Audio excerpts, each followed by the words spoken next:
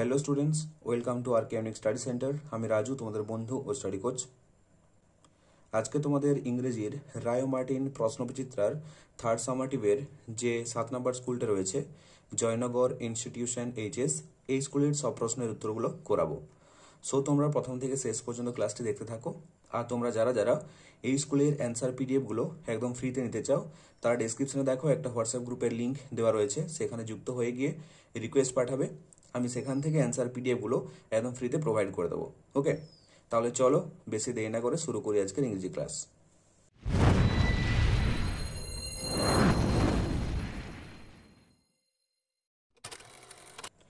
দেখো তোমাদের reading skill সিনে কি বলেছে, read the following passage and answer the questions given below. অনুচ্ছেদটি ভালো করে পড়ো এবং নিচে দেওয়া প্রশ্নগুলির উত্তর করো। তাহলে দেখো, the appearance of Rip, appearance মানে হচ্ছে চেহারা, তাহলে রিপের চেহারা উইথ হিজ লং বিয়ার্ড, তার লম্বা দাড়ি, অ্যান্ড পিকুলার ড্রেস, তার অদ্ভুত পোশাক, soon attracted the attention of people, শীঘ্রই লোকজনের দৃষ্টি আকর্ষণ করল। Rip told them that he meant no harm, Rip তাদেরকে বলল যে সে কারো ক্ষতি করবে না বা সে কারো ক্ষতি করতে এখানে আসেনি। But merely came there to look for his friends and folks, বরং সে এখানে এসেছে তার বন্ধুদের এবং তার আত্মীয় স্বজনকে খুঁজতে। He asked about Nicholas Vedder, সে নিকোলাস ভেডারের সম্পর্কে জানতে চাইল। There was silence for a little while, সেখানে কিছু মুহূর্তের জন্য নিস্তব্ধ হয়েছিল। Then an old man replied, তারপর এক বৃদ্ধ লোক উত্তর দিল, Nicholas Vedder, why he is dead and gone for this 18 years, কেন সে তো 18 বছর আগে মারা গেছে। রিপস হার্ট ডায়েড ওয়ে, রিপের হৃদয়টা ভেঙে গেল। At finding himself Das alone in the world, এই পৃথিবীতে রিপ নিজেকে একা পেয়ে। হি ক্রাইড আউট, সে চেঁচিয়ে উঠল, does nobody here know Rip Van Winkle, এখানে কেউ কি নেই যে রিপ ভ্যান উইঙ্কেলকে চেনো না। ও দেয়ার হি ইজ, ও সে তো এখানে। লিনিং এগেনস্ট দ্য ট্রি, গাছে হেলান দিয়ে রয়েছে। এক্সক্লেমড 2 or 3, 2-3 জন চেঁচিয়ে বলল। অ্যাজ হি লুকড, যখনই সে দেখল, Rip saw a fellow who looked exactly like his previous self, সে দেখল যে একজন যে তার হুবহু আগের মতো দেখতে। He understood that this was his son, সে বুঝতে পারল যে এটা তার পুত্র রিপ। জাস্ট দেন, ঠিক তখনই, a young woman with a child came his way, তখনই কি হলো, একটা যুবতী একটা শিশুকে নিয়ে তার দিকে আসছে। সি সেড দ্যাট, সে বলল যে Rip Van Winkle had been her father, Rip Van Winkle হলো তার বাবা, রিপ ভ্যান উইঙ্কেল ছিল তার বাবা। And had gone way 20 years back when she was little, সে 20 বছর আগে বেরিয়ে গিয়েছিল বা চলে গিয়েছিল যখন সে ছোট ছিল। অল স্টুড অ্যামেজড, সকলে অবাক হয়ে গেল। An old woman looked at his face, একটা বৃদ্ধ মহিলা তার মুখের দিকে তাকালো। অ্যান্ড এবং এক্সক্লেমড, এবং জোরে বলল, শিওর এনাফ, হ্যাঁ এটাই, it is Rip Van Winkle, এটা হলো Rip Van Winkle. Welcome home again, বাড়িতে তোমাকে পুনরায় স্বাগতম। ওল্ড নেবার, বৃদ্ধ প্রতিবেশী। Why where have you been this 20 long years, কেন এই 20 বছর ধরে কোথায় ছিলে। তাহলে এটা ছিল তোমাদের সিন। এরপর দেখো প্রশ্নগুলো। এরটা কি বলেছে, অ্যান্সার দ্য ফলোয়িং কোশ্চেন্স, নিচের প্রশ্নগুলির উত্তর দাও। প্রথমের প্রশ্নটা দেখো, what attracted the attention of the people when Rip enter the village, Rip যখন গ্রামে এসেছিল বা প্রবেশ করেছিল তখন রিপের কোন জিনিসগুলো মানুষদের দৃষ্টি আকর্ষণ করেছিল। তাহলে উত্তরটা দেখো, Rip's long beard and peculiar dress attracted the attention of the people, রিপের লম্বা দাড়ি এবং অদ্ভুত পোশাক মানুষদের দৃষ্টি আকর্ষণ করেছিল। এরপর 2 প্রশ্ন দেখো, what did Rip learn about Nicholas Vedder, Rip Nicholas ভেডারের সম্পর্কে কি জানতে পেরেছিল। তাহলে এটা হবে দেখো, Rip learned that Nicholas Vedder had been dead and gone for 18 years. Rip Nicholas ভেডারের সম্পর্কে জানতে পেরেছিল এটা যে নিকোলাস ভেডার 18 বছর আগে মারা গিয়েছিল। এরপরের প্রশ্ন দেখো, who looked exactly like Rip's previous self. কে রিপের আগের মতো আগের চেহারার মতো দেখতে ছিল? কে ছিল? তাহলে এটা হবে Rip's son looked exactly like his previous self.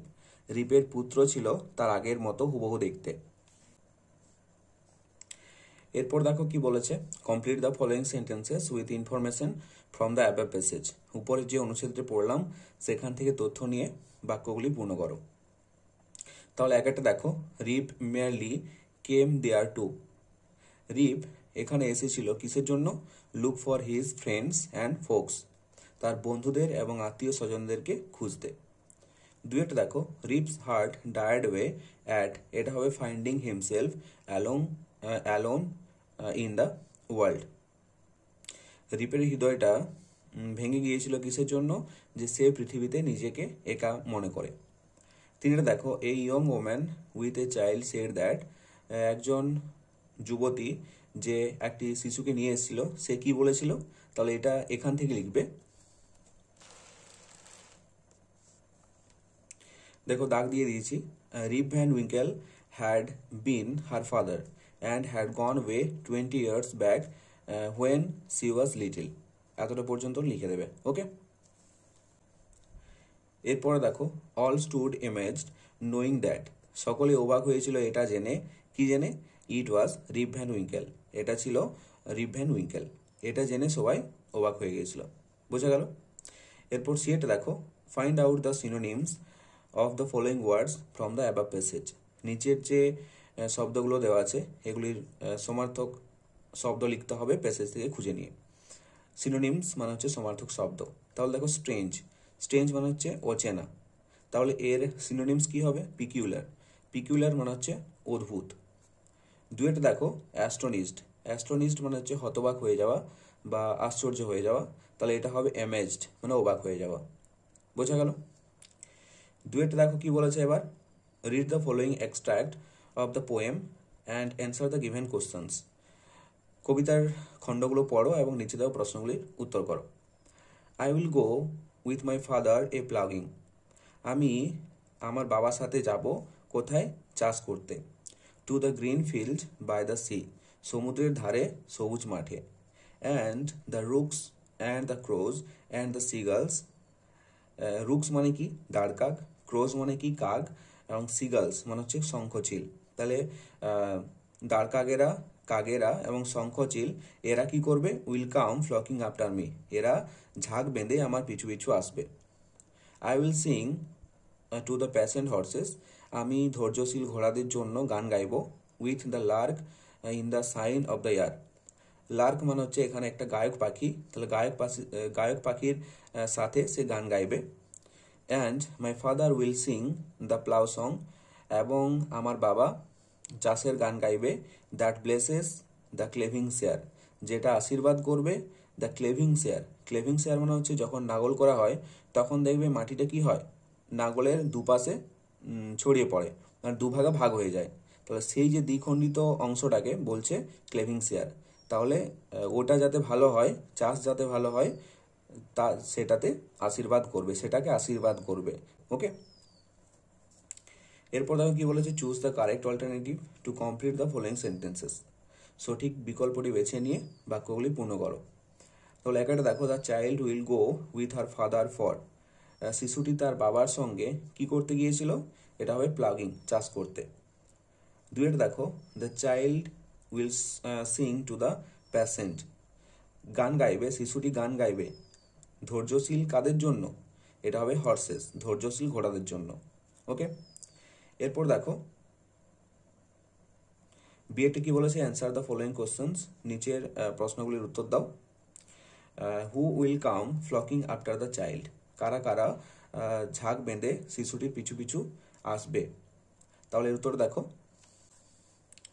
The rooks and the crows and the seagulls will come flocking after the child.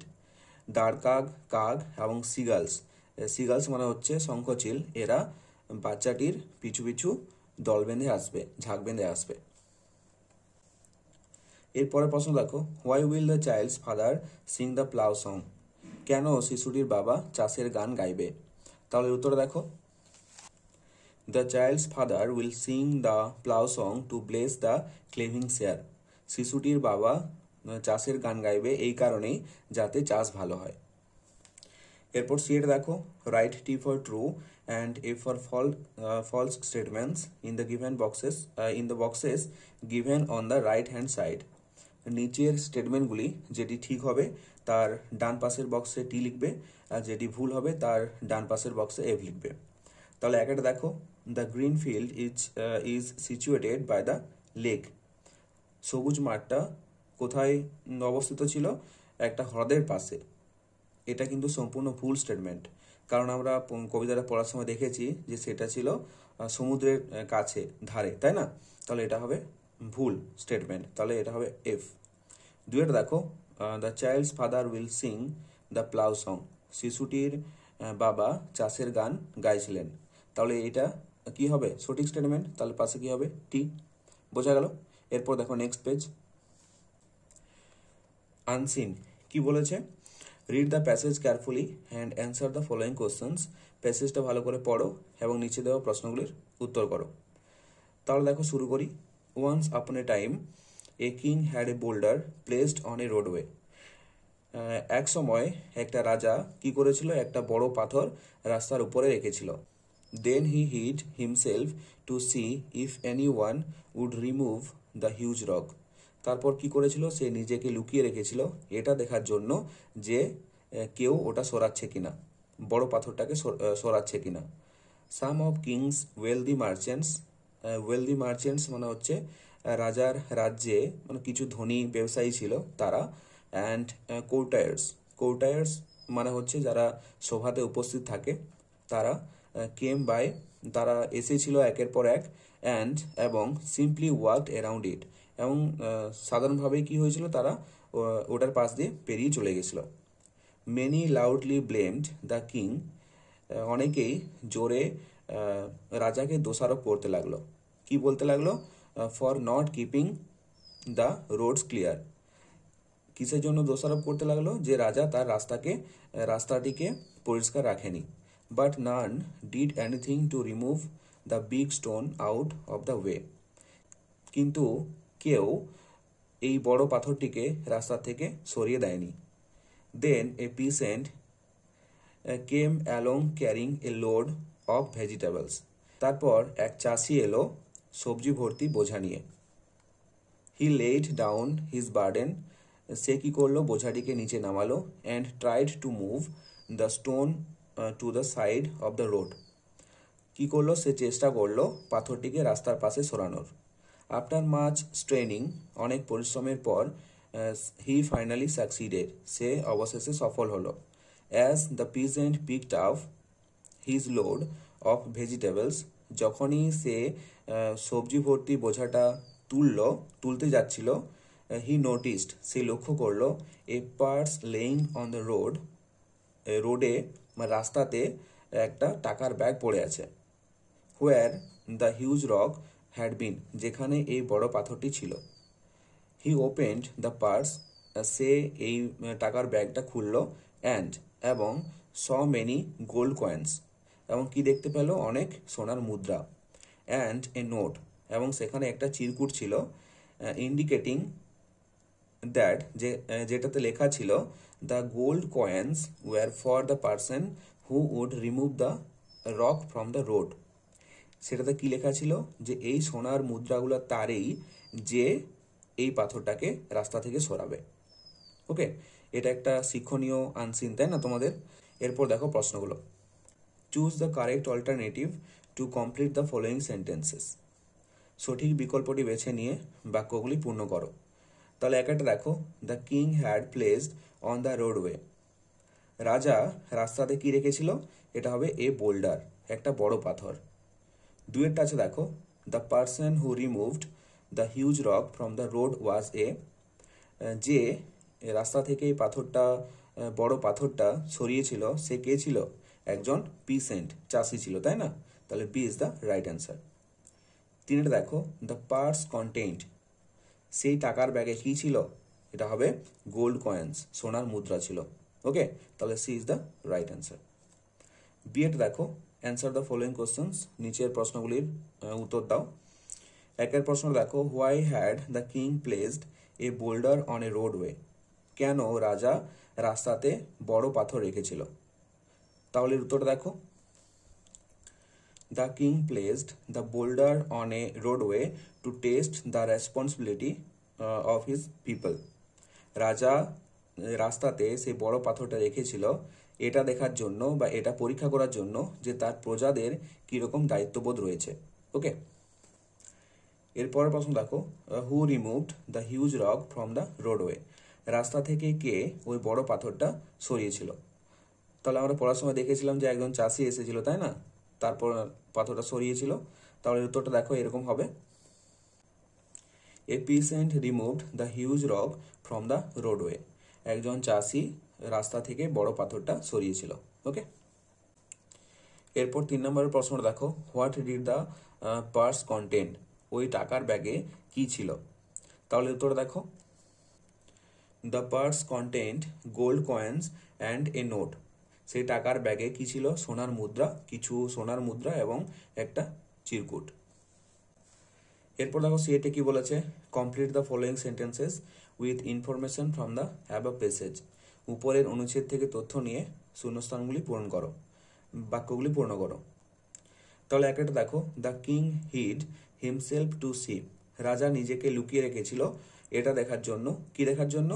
If anyone would remove the huge rock, যে কেউ এই বড় পাথরটা সরাচ্ছে কিনা। দুয়েটা দেখো, many blamed the king for, অনেকে রাজাকে দোষারোপ করছিল কিসের জন্য? এটা হবে not keeping the roads clear, তাদের রাস্তা পরিষ্কার রাখেনি বলে। বোঝা গেল? এরপর ডিএট দেখো, write T for true and F for false statements in the given boxes, নিচের স্টেটমেন্টগুলি যদি ঠিক হয় তাহলে পাশে টি লিখবে, আর যদি ভুল হয় তাহলে পাশে এফ লিখবে। তাহলে একটা দেখো, the king placed the huge stone on the road to test the responsibility of his people, রাজা রাস্তাতে একটা বড় পাথর রেখেছিল যে তাদের প্রজাদের দায়িত্ববোধ পরীক্ষা করার জন্য। হ্যাঁ, স্টেটমেন্টটা সঠিক স্টেটমেন্ট, তাহলে পাশে কি হবে? টি। দুয়েটা দেখো, the peasant removed the boulder very easily, চাষিটা ওই বড় পাথরটিকে খুব সহজেই সরিয়ে ফেলেছিল। এই স্টেটমেন্টে কি ঠিক? না, সে অনেক কষ্ট করে অনেক পরিশ্রম করে পাথরটা সরিয়েছিল। তাহলে এই স্টেটমেন্টটা ভুল স্টেটমেন্ট, তাহলে এটা হবে ফলস অর্থাৎ এফ। ওকে, এরপর দেখো ইয়েরটা কি বলেছে, find out the synonyms of the following words from the above passage, নিচের যে শব্দগুলো দেওয়া আছে এগুলি সমার্থক শব্দ লিখো উপরের প্যাসেজ থেকে খুঁজে নিয়ে। তাহলে প্রথম আছে দেখো রিচ, রিচ মানে কি? ধনী। এখানে দেখো বাংলা করে দিয়েছি, ভালো করে দেখে নাও। রিচ মানে হচ্ছে ধনী, তাহলে এর সিনোনিমস অর্থাৎ সমার্থক শব্দ কি হবে? ওয়েলদি। ওয়েলদি মানে হচ্ছে ধনী বা বড় লোক। দুয়েরটা আছে দেখো আলটিমেটলি, আলটিমেটলি মানে হচ্ছে অবশেষে, তাহলে এটা হবে ফাইনালি। ওকে, এরপর দেখো গ্রামার অ্যান্ড ভোকাবুলারিতে কি বলেছে, put the following words under different columns appropriately, নিচের যে শব্দগুলি দেওয়া আছে এগুলিকে কি করতে হবে? সঠিক কলামে বসাতে হবে। ওকে, তাহলে দেখো ওয়ার্ডগুলো কি কি আছে, কলকাতা, সরো, সুগার, পিপল, বয়, অনেস্ট, বুক, সানডে। ওকে, তাহলে প্রথমে আছে দেখো কমন নাউন।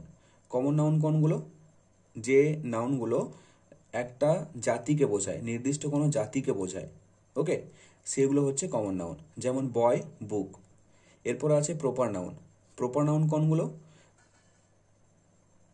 যে নাউনগুলো কোনো নির্দিষ্ট নাম বা কোনো জায়গার নাম বা কোনো দিনের নাম বোঝায় সেগুলো হচ্ছে প্রপার নাউন, যেমন কলকাতা, সানডে। এরপর আছে দেখো কালেকটিভ নাউন। কালেকটিভ নাউন কোনগুলো?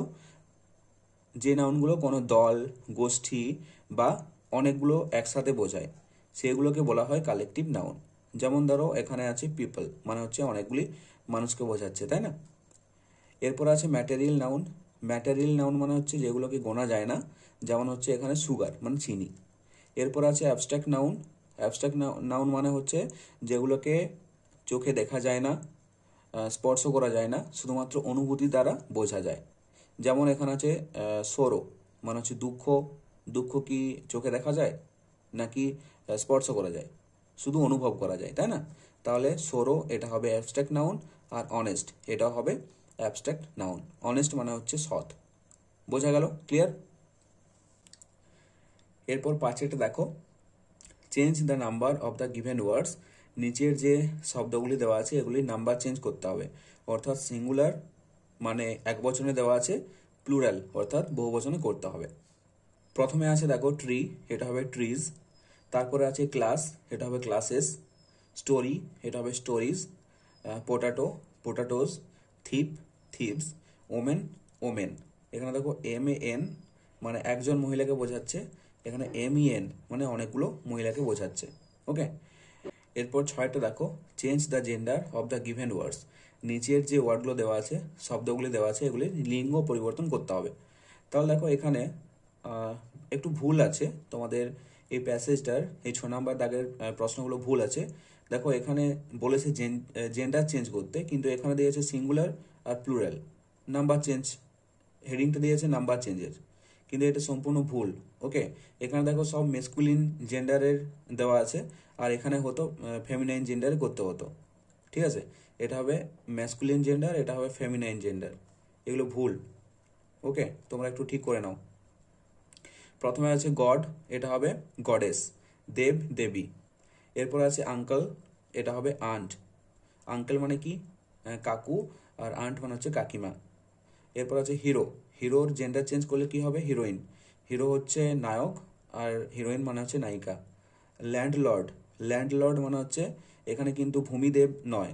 ওকে, ভূমিদেব নয়, এটা হবে বাড়িওয়ালা। আর ল্যান্ড লেডি মানে হচ্ছে বাড়িওয়ালি। হর্স মানে ঘোড়া, এটা জেন্ডার চেঞ্জ করলে কি হবে? মেয়ের মানে হচ্ছে ঘটকি, বা স্ত্রী ঘোড়াকে বলা হয় মেয়ের। এরপর আছে দেখো প্রিন্স মানে রাজপুত্র, এটা জেন্ডার চেঞ্জ করলে কি হবে? প্রিন্সেস, রাজকন্যা। ওকে। এরপর 7-8 কি বলেছে দেখো, fill in the blanks with proper article. Proper article শূন্যস্থানে বসাও।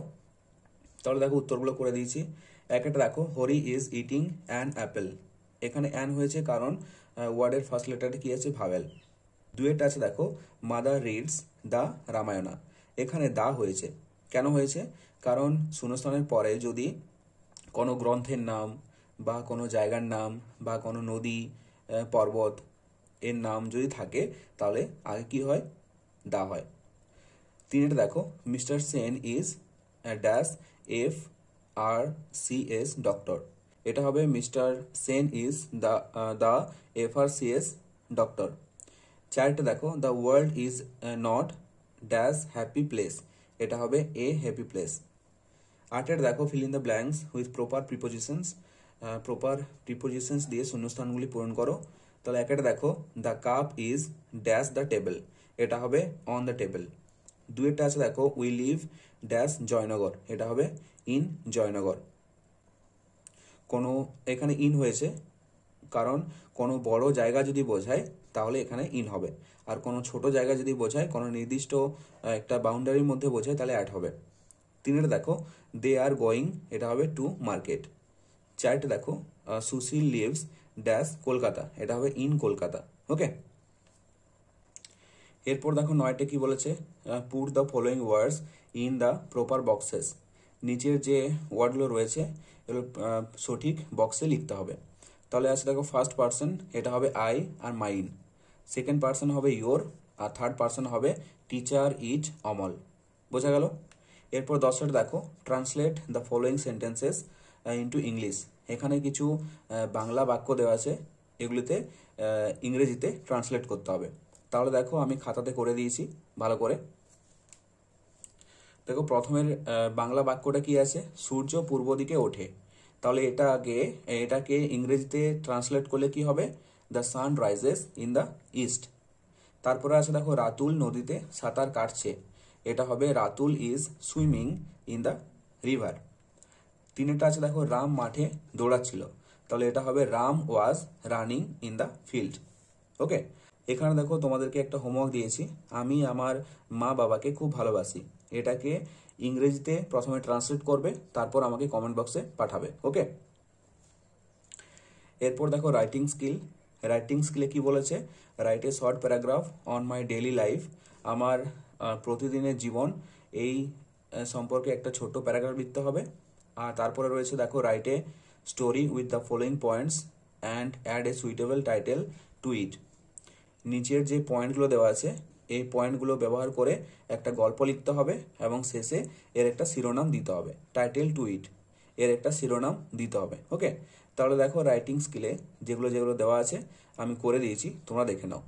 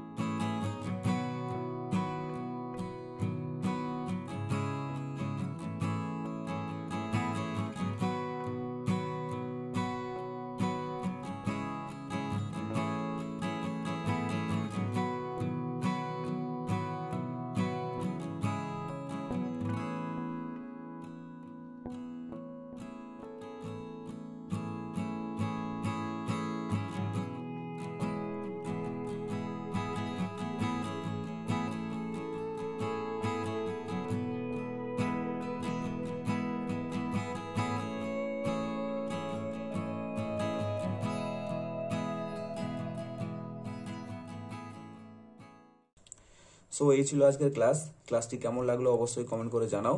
আর যদি ভালো লেগে থাকে তাহলে অবশ্যই একটি লাইক করে দিও। আর ছোট্ট বন্ধুরা, তোমরা যদি আমার চ্যানেলে নতুন হয়ে থাকো তাহলে অবশ্যই সাবস্ক্রাইব করে পাশে থাকা বেল আইকনটিতে প্রেস করে রাখো। আর যারা অলরেডি সাবস্ক্রাইব করে নিয়েছো তাদেরকে অসংখ্য ধন্যবাদ। চলো, দেখা হচ্ছে নেক্সট কোনো ইংরেজি ক্লাসে। ততক্ষণ পর্যন্ত বাই বাই, টেক কেয়ার।